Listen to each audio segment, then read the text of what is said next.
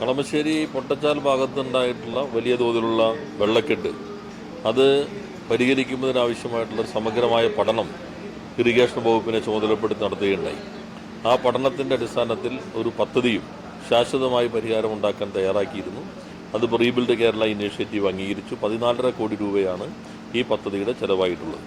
അപ്പോൾ അതിൻ്റെ ഭാഗമായി ആ പ്രദേശങ്ങളിൽ വരുന്ന വാർഡ് കൗൺസിലർമാർ, റെസിഡൻസ് അസോസിയേഷൻ ഭാരവാഹികൾ, മറ്റ് രാഷ്ട്രീയ പ്രസ്ഥാനങ്ങൾ പ്രതിനിധികൾ അവരെല്ലാവരും വിളിച്ചു ചേർത്തുകൊണ്ട് പദ്ധതിയുടെ അവതരണം ഇന്ന് നടത്തുകയുണ്ടായി. അവരിൽ നിന്ന് ഉയർന്നു വന്ന നിർദ്ദേശങ്ങൾ കൂടി ഉൾപ്പെടുത്തി അത് ഒന്നുകൂടി സമഗ്രമാക്കിയിട്ടുണ്ട്. ഏറ്റവും വലിയ തോതിലാണ് ഈ പണം ചെലവഴിച്ചുകൊണ്ട് സർക്കാർ ഈ പദ്ധതി ഏറ്റെടുക്കുന്നത്. സാധാരണ ഡ്രെയിനേജുകളുടെ കാര്യങ്ങളെല്ലാം തദ്ദേശ സ്വയംഭരണ സ്ഥാപനങ്ങളുടെ ഉത്തരവാദിത്തമാണെങ്കിലും ഇവിടെ ഉണ്ടായിട്ടുള്ള പ്രത്യേകമായിട്ടുള്ള പ്രശ്നങ്ങൾ പരിഗണിച്ചുകൊണ്ടാണ് ഗവൺമെൻറ് തന്നെ ആ ചുമതല ഏറ്റെടുത്തിട്ടുള്ളത്. 18 മാസം കൊണ്ട് പൂർത്തീകരിക്കുന്ന രൂപത്തിലാണ് ഇപ്പോൾ പദ്ധതി വിഭാവനം ചെയ്തിട്ടുള്ളത്. എല്ലാവിധത്തിലുള്ള പിന്തുണയും എല്ലാവരുടെ ഭാഗത്തുമുണ്ട്. 10% ഇതിൻ്റെ ഫണ്ട് മുനിസിപ്പാലിറ്റി വഹിക്കണമെന്ന നിബന്ധനയും അത് മുനിസിപ്പാലിറ്റിയും അംഗീകരിച്ചിട്ടുണ്ട്. റീബിൽഡ് കേരളയായിരിക്കും പ്രവർത്തനങ്ങൾക്കാകെ മേൽനോട്ടം വഹിക്കുന്നത്. ഇറിഗേഷൻ വകുപ്പാണ് ടെൻഡർ നടപടികൾ പൂർത്തീകരിച്ച് നിർമ്മാണ പ്രവർത്തനങ്ങൾ നടത്താൻ പോകുന്നത്.